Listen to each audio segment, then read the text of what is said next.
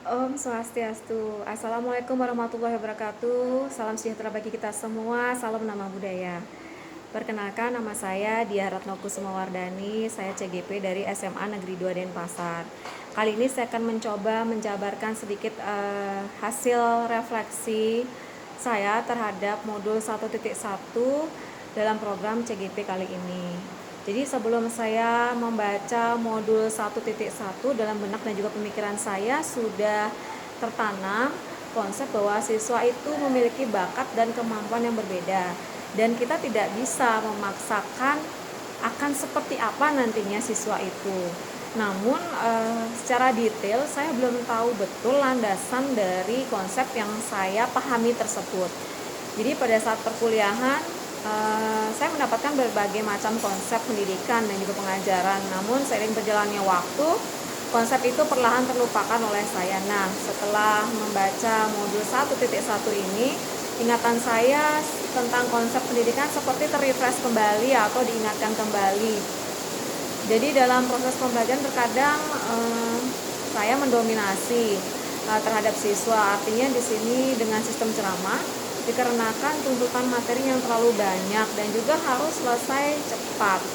Dan mengapa saya nyaman dengan kondisi tersebut? Karena saya juga melihat ada beberapa siswa yang cenderung bersikap pasif di dalam kelas. Mereka justru nyaman dengan sistem ceramah itu, tapi berbeda dengan siswa yang cenderung bersikap aktif di kelas. Jadi mereka merasa tidak nyaman dengan pembelajaran tersebut.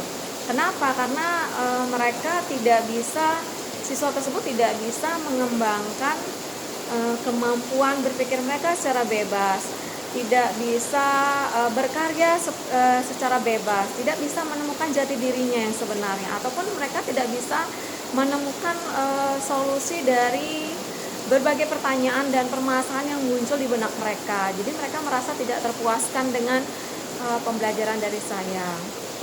Nah, berangkat dari rasa kesadaran saya bahwa apa yang saya lakukan sebagai guru itu justru tidak bisa membuat para siswa itu berkembang bebas dalam belajar, maka saya mencoba mengaplikasikan beberapa konsep pendidikan juga pengajaran yang saya dapatkan dari modul 1.1 ini. Nah, setelah saya membaca dan juga mempelajari modul 1.1 ini, saya mendapat banyak sekali konsep yang sangat kompleks tentang pemikiran Ki Hajar Dewantara. Mulai dari konsep tentang anak ataupun siswa. Jadi yang pertama menyatakan bahwa anak itu adalah maha guru bagi dirinya sendiri. Nah, yang kedua, anak juga memiliki kodrat alamnya sendiri. Jadi kita tidak bisa memaksakan diri akan seperti apa nanti anak itu. Kemudian yang ketiga, anak kodratnya adalah bermain. Jadi bermain dan juga berkarya. Dan mereka juga harus akrab dengan lingkungan sekitarnya. Kemudian konsep pendidikan menurut KHD itu ada beberapa konsep, yaitu yang pertama, pendidikan itu harus berupa suatu proses pembentukan karakter SBII, artinya sifat, kemudian bentuk, isi, dan irama itu harus sesuai dengan budaya. Kemudian yang kedua, pendidikan harus dengan sistem AMONG, yang artinya di sini bertujuan memerdekakan jiwa dan juga tenaga anak tentunya. Dan konsep yang ketiga, yaitu pendidikan harus mengikuti perubahan yang artinya di sini bersifat dinamis, seperti contohnya sistem tata surya kita. Jadi para planet itu kita analogikan sebagai siswa, mereka bergerak pada relnya. Dan mereka selalu mengalami perubahan-perubahan yang tentu saja itu merupakan kodrat dari anak itu sendiri, yaitu kodrat alam mereka dan juga kodrat keadaan, artinya kodrat zamannya. Kemudian guru di sini, konsep yang berikutnya adalah guru sebagai penuntun. Artinya pembelajaran itu harus berpusat pada siswa, bukan pada guru lagi. Yang berikutnya konsep tentang pendidikan adalah pendidikan itu harus menebalkan karakter baik pada siswa yang nantinya akan lebih menebalkan lagi budi-budi pekerti baik yang ada pada diri mereka.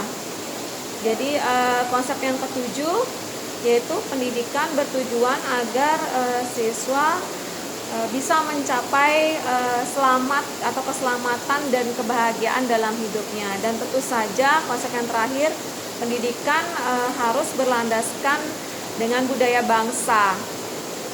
Nah, setelah mempelajari modul 1.1 ini, muncul sebuah penegasan konsep dan perluasan konsep yang saya pahami tentang pendidikan dan bagaimana proses pembelajarannya. Untuk perubahan perilaku, saya setelah membaca modul ini adalah saya akan lebih fokus untuk mengatur bagaimana caranya mengatur dan menyusun strategi agar pembelajaran itu benar-benar mewujudkan pembelajaran merdeka belajar, yakni dengan membuat kerangka pembelajaran yang sesuai dengan dasar-dasar pendidikan dan juga pembelajaran itu bersikap atau bersifat reflektif, ya. Jadi adapun hal yang dapat segera saya lakukan adalah saya merancang ERPP yang di dalamnya berisi tentang beberapa kompetensi dasar yang akan dicapai siswa, namun dengan cara pencapaian yang berbeda setiap anak. Misalkan materi gerak melingkar di pelajaran fisika itu terdapat KD menganalisis besaran fisis pada gerak melingkar dengan laju konstan dan penerapannya dalam teknologi. Jadi di sini siswa dituntut untuk bisa menganalisa penerapan dari konsep gerak melingkar tersebut pada teknologi. Nah, di sini RPP-nya menggunakan discovery learning atau model discovery learning. Adapun sintaknya di sini terdapat 6 sintak, yaitu yang pertama pemberian rangsangan atau stimulasi, kemudian yang kedua adalah identifikasi masalah, dan yang ketiga pengolahan data, yang pengumpulan data dulu baru kemudian diolah dan dibuktikan atau pembuktian, dan yang terakhir menarik kesimpulan atau generalisasi. Jadi untuk sintak 2 dan sampai 5, jadi siswa akan diberikan kebebasan berkarya untuk melakukan sebuah pembuktian atau penemuan konsep yang sesuai dengan KD. Itu tadi, tentu saja siswa akan berkolaborasi dengan kelompoknya masing-masing. Jadi pada saat mereka berdiskusi itu mereka akan melestarikan konsep budaya ngopin, yang artinya kalau di Bali ngopin itu artinya bergotong royong. Bergotong royong, saling bantu-membantu dalam hal upacara agama. Tetapi di sini makna dari ngopin itu adalah bagaimana cara siswa untuk bersama-sama bergotong royong, saling bantu-membantu untuk bisa mewujudkan adanya hasil atau proyek tentang pembuktian penerapan dari konsep gerak melingkar pada teknologi tersebut. Jadi mereka harus saling bekerja sama satu dengan yang lainnya. Nah, muncul tantangan kita di sini sebagai seorang guru adalah bagaimana cara menghandle optimalisasi pengembangan kompetensi siswa dalam jumlah yang besar. Karena di sini siswa di setiap kelas ini jumlahnya sangatlah besar, yaitu sekitar 45 siswa, dan itu agak sedikit sulit dalam menghandlenya. Kemudian dibandingkan dengan kelas yang jumlah siswanya hanya 30 orang. Jadi lebih fokus kita lebih bisa merata gitu ya, lebih bisa optimal terhadap anak-anak. Kemudian selama proses pembelajaran itu siswa juga akan selalu diingatkan tentang konsep 5S. 5S di sini adalah salam, senyum, sapa, dan sopan santun.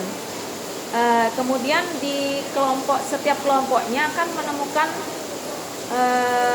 kesepakatan cara pembuktian konsep gerak melingkar sesuai dengan kemampuan berpikir mereka, sehingga indikator pencapaiannya pun akan berbeda-beda setiap siswa, setiap kelompok. Namun pada akhirnya nanti saat mereka mempresentasikan hasil diskusi mereka, nanti akan mengarah pada satu tujuan kompetensi dasar yang sama untuk di setiap kelompoknya, yaitu bisa menganalisa konsep gerak melingkar pada penerapan teknologi. Nah, jadi di sini pada proses pembelajarannya siswa bebas menggunakan sumber belajar dan cara berpikir mereka sesuai dengan kemampuan mereka masing-masing. Dalam diskusi tersebut juga diberikan kesempatan bagaimana siswa memberikan pendapat, tentu saja dengan menerapkan 5S tadi, kemudian memberikan kritik dan juga saran terhadap kelompok lain. Dan akhirnya nanti pada akhir pembelajaran kita sebagai guru akan membuat sebuah generalisasi atau menarik kesimpulan. Nah, sekian hasil dari refleksi saya. Semoga refleksi ini bisa bermanfaat. Sekian dari saya. Om Santi Santi Santi Om. Wassalamualaikum warahmatullahi wabarakatuh. Salam sejahtera bagi kita semua. Salam Namo Buddhaya.